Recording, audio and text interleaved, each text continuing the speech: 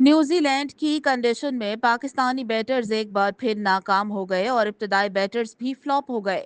New Zealand کے خلاف دوسرے ون ڈے میں پاکستان نے ٹاس جیت کر بالنگ کا فیصلہ کیا۔ 71 رنز پر دونوں اوپنرز آؤٹ ہو گئے۔ نک کیلے 31 اور ماریو 18 رنز بناؤٹ کر آؤٹ ہوئے۔ ڈیرل مچل 18، ہنری نکلز 22 اور کپتان مائیکل بریسویل 17 رنز بنا کر پویلین لوٹ گئے۔ 132 رنز پر آدھی ٹیم آؤٹ ہو گئی۔ مچل نے محمد عباس کے ساتھ 77 رنز کی شراکت لگائی۔ عباس 41 رنز بنا کر ساتھ چھوڑ گئے۔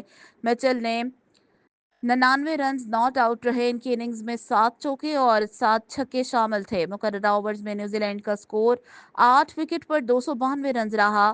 وسیم جونیئر اور سفیان مقیم نے 2 وکٹیں حاصل کی۔ نیوزی لینڈ نے پاکستان کو دوسرے ون ڈے میں بھی شکست دے کر سیریز جیت لی۔ ہدف کے تعاقب میں پاکستانی بیٹرز بری طرح ناکام ہوئے۔